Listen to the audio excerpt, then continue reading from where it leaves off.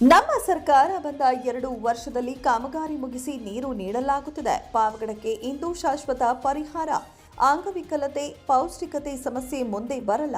367 ಜನ ವಸತಿ ಪ್ರದೇಶಗಳಿಗೆ ನೀರು ಯೋಜನೆಗೆ ಭೂಮಿ ಪೂಜೆ ಮಾಡಿ ಎಂದು ಈ ಯೋಜನೆಯನ್ನ ನಾನೇ ಲೋಕಾರ್ಪಣೆ ಮಾಡಿದ್ದು ಸಂತೋಷಕರ. ದೇಶದ ಬೃಹತ್ ಯೋಜನೆಗಳಲ್ಲಿ ತುಂಗಭದ್ರಾ ಕುಡಿಯುವ ನೀರಿನ ಯೋಜನೆ ಕೂಡ ಒಂದಾಗಿದೆ ಎಂದು ಮುಖ್ಯಮಂತ್ರಿ ಸಿದ್ದರಾಮಯ್ಯನವರು ಹೇಳಿದರು. ಈ ಸಂದರ್ಭದಲ್ಲಿ ವೆಂಕಟರಮಣಪ್ಪನವರ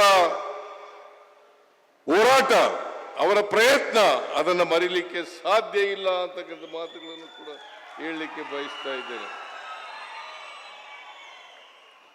ನನಗಂತೂ ಬಹಳ ಸಂತೋಷ ಆಗಿದೆ.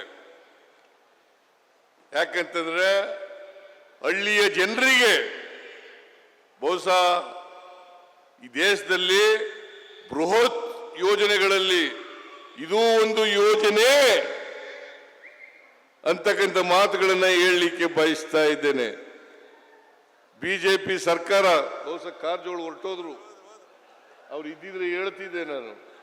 ಪಾವಗಡದಲ್ಲಿ ತುಂಗಭದ್ರಾ ಕುಡಿಯುವ ನೀರಿನ ಯೋಜನೆ ಲೋಕಾರ್ಪಣೆ. ಸೌರ ವಿದ್ಯುತ್ ಪಾರ್ಕ್ ನಿರ್ಮಾಣಕ್ಕೆ ನಾನಾ ಸರ್ಕಾರಿ ಯೋಜನೆಗಳಿಗೆ ಚಾಲನೆ ನೀಡಿ ಮಾತನಾಡಿದ ಅವರು, 5 ಗ್ಯಾರಂಟಿ ಯೋಜನೆಗಳನ್ನು ಜಾರಿ ಮಾಡಲು ಸಾಧ್ಯವಿಲ್ಲ, ಮಾಡಿದ್ರೆ ಕರ್ನಾಟಕ ದಿವಾಳಿ ಆಗತ್ತೆ ಅಂತ ನರೇಂದ್ರ ಮೋದಿ ಹೇಳಿದ್ರು. ಆದರೆ ಅದನ್ನ ಜಾರಿ ಮಾಡಿ ನಾವು ತೋರಿಸಿದೆವು.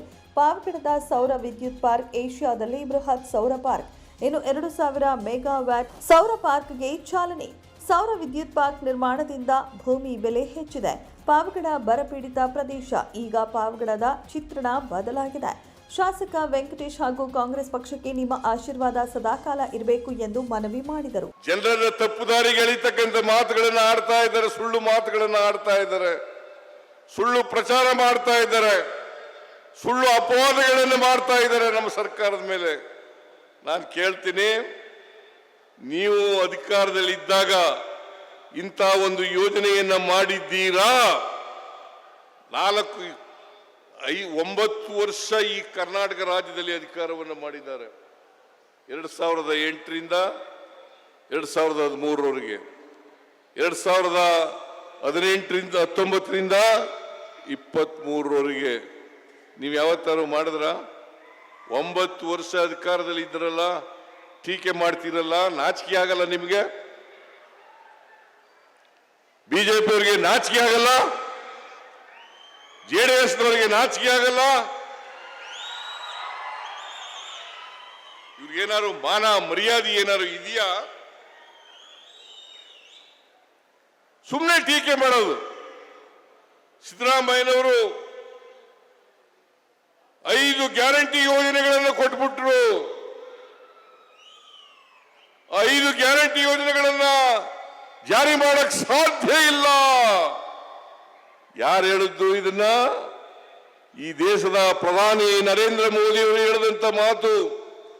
ಬಳಿಕ ಗೃಹ ಸಚಿವ ಡಾಕ್ಟರ್ ಜಿ ಪರಮೇಶ್ವರ್ ಮಾತನಾಡುತ್ತಾ, ರಾಜ್ಯದಲ್ಲಿ ಇದೇ ಬೃಹತ್ ಗಾತ್ರದ ಕುಡಿಯುವ ನೀರಿನ ಯೋಜನೆಯಾಗಿದ್ದು 6 ತಾಲೂಕುಗಳ 1161 ಗ್ರಾಮಗಳಿಗೆ ಕುಡಿಯುವ ನೀರಿನ ಸೌಲಭ್ಯ ಇದಾಗಿದೆ.